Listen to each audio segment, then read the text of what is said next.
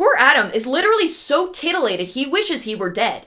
Puberty's tough. The mountain is like where their sacrifice altar is. God listens to this prayer, thankfully, and is like, wow, Adam, if only you had shown this kind of restraint with the forbidden fruit, huh? Every time they do something good, he's like, I wish you'd done this before I had to kick you out of the garden. He sends the angels who had brought them gold and frankincense and myrrh, the real ones this time. It's not Satan and his buddies disguised as them. These angels tell Adam to give some of the gold and incense and myrrh to Eve as a wedding gift. And this time they're actually talking about marriage, the institution of marriage, because God approves of them being a couple. They need to pray for 40 days and 40 nights first.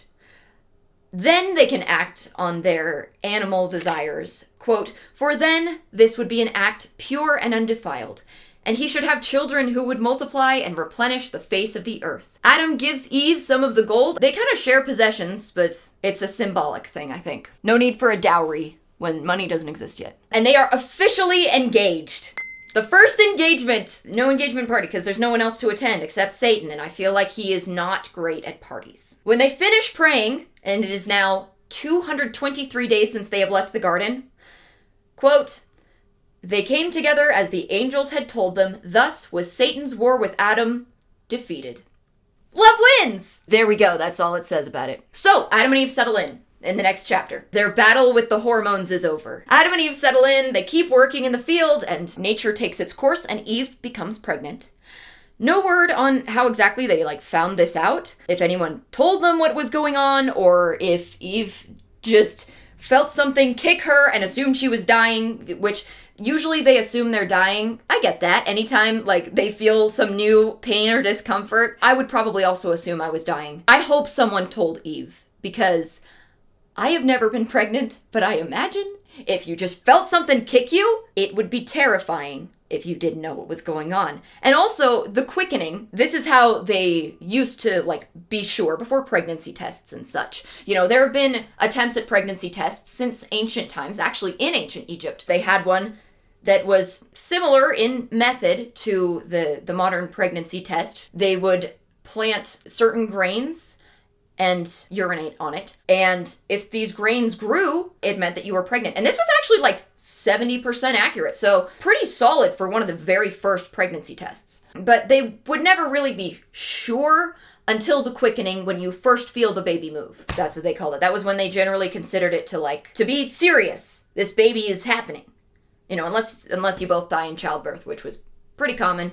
Antibiotics, people didn't know to wash their hands. It was rough. Anyway, so I'm hoping an angel told them what was going on, just so that they don't die of sheer panic again. She's pregnant, but the time drew near when she must be delivered. She tells Adam, I think this is the first time she's had an opinion. Hey, the Cave of Treasures has all of those gifts from God in it. It's kind of like holy ground, so I don't think I should have the babies in there. Remember that rock Satan threw at us that God turned into a cave so that it wouldn't kill us and then we were grounded in it for 3 days? I think that would be a better place for this to happen. I don't think she knows how this is going to happen. Adam does not protest this. I don't know why he would. I think it's a reasonable request. I am of the opinion that if babies are being delivered, the person having the babies should generally be allowed to pick the place and such, just because they're doing most of the work. And the babies, but the babies probably don't have any opinions yet because they're babies. So when it comes time for the babies to be born, he brings her to the cave. They just kind of gloss over all that. I wish we had more world building in this. He brings her to the cave instead. And as God told her it would when she ate the fruit, this part is still in Genesis, it shall bruise thy head, in sorrow shalt thou, have kids. God was basically like, hey, childbirth's gonna suck. Should have eaten the fruit. So the whole experience just really sucks. She is in a lot of pain, to the point that it seems like she is going to die. It's not like anything like this has happened before, so Adam just prays. He's like, hey, have mercy on Eve and to bring her out of this horrific pain that she is in. It hurts to get a whole human out of your body.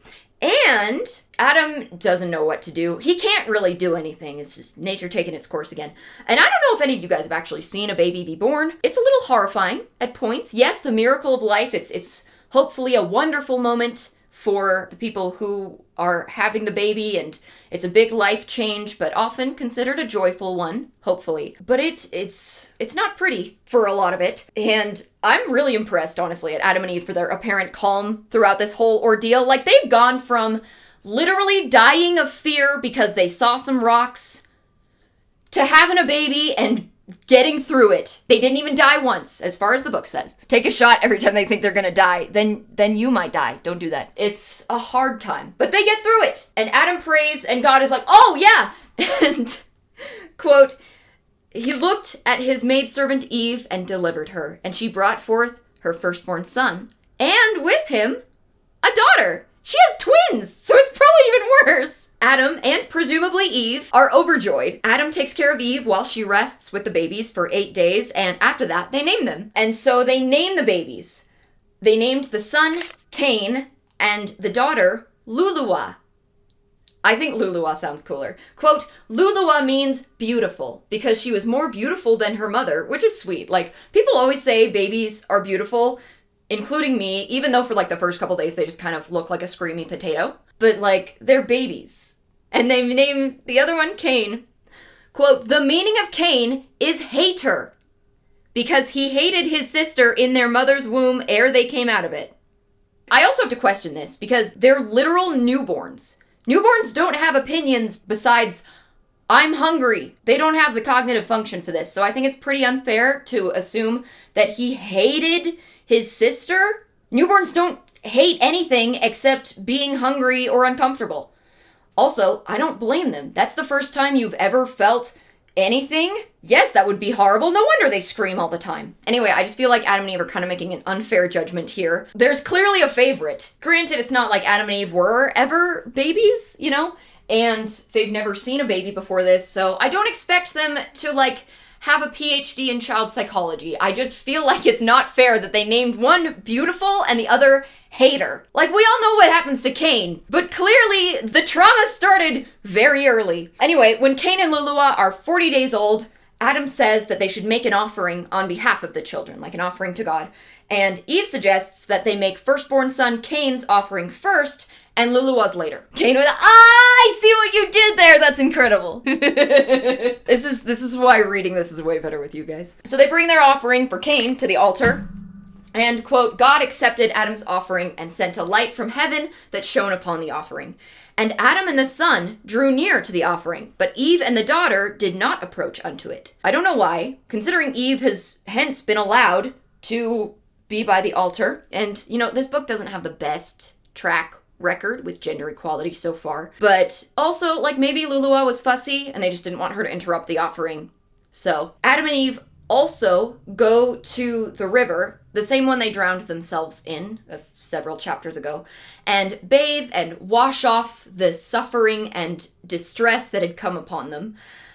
I mean, it's distress for both of them. They go back to the Cave of Treasures every night to pray and be blessed. They have all of their treasures in there. And then they go back to the other cave with the babies. I don't know if they're just leaving the newborns alone, but apparently they survive. So they make an offering for Luluwa when the babies are 80 days old. And God accepts that one too. And this time, it seems Eve gets to participate as well. Everyone rejoices, and finally the whole family returns to live in the Cave of Treasures. They make another sacrifice for the babies when they're weaned, meaning they were not nursing anymore. And then they return to their usual sacrifice schedule of like 3 to 4 times a week. So after the babies are weaned, Eve gets pregnant again.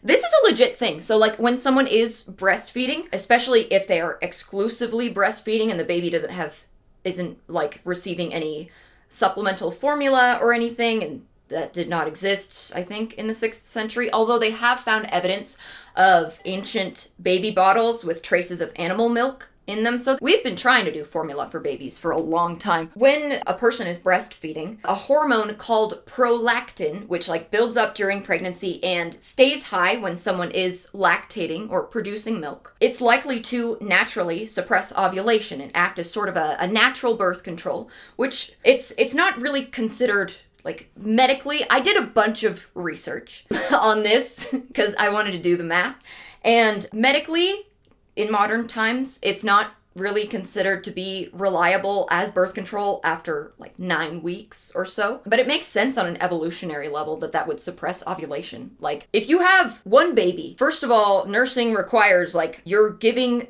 the baby all of their nutrition, so it's already going to be expending a lot of energy. Pregnancy does the same thing, so I imagine it's pretty exhausting on your body already, so pregnancy would be a lot to ask of your uterus and such. So it makes sense that that would act as like a natural birth control. Also, if you are looking to use contraceptives and have questions about your options, please talk to a doctor. I'm not a doctor. Anyway, Eve has another set of twins. Again, a girl and a boy, respectively named Aklia and, you guessed it, Abel. We all know Cain and Abel. They do the offering thing again, just like they did. They bring the babies to the Cave of Treasures after a bit, and, quote, Eve ceased from childbearing. Now, I'm not a parent, but I know how much supervision young children require, and I have some questions about how that all might have worked. When the second set of twins was born, like, I looked it up because I wanted to know how old Cain and Lulua might have been when the other two babies were born. Like, how long did people go before weaning children, like in biblical times? Because you can pretty much, your body will do it as long as the milk is being used. I looked up how long people usually would nurse their children and like when they would wean them. Most sources said that in biblical times, children were usually weaned around 3 years old. One site talking about Jewish law, there are a lot of Jewish laws around like childbearing and nursing and stuff. It was very interesting. But the law said on this website that a healthy child may continue nursing until the age of 4. A weak child may continue until the age of 5. Though since this book was probably written by an early follower of Christianity, I don't think they were considering Jewish law. And it turned out that I actually didn't need to do all that research, because in a couple chapters, it says that Cain and Abel are 3 years apart. These days, some people don't breastfeed at all. Some people stop after a couple of months. It's really something that should, in my opinion, be up to the person nursing their child and maybe their doctor if they're, concerns about that kind of thing. Nursing is actually really, really good for both baby and parent because of like what the hormones do. Your body, if you are nursing, like senses what nutrients the baby needs, like through their saliva, and produces those specifically. It also provides antibodies to illnesses that a baby might be too weak to fight off well on their own. It's really good for the baby's health.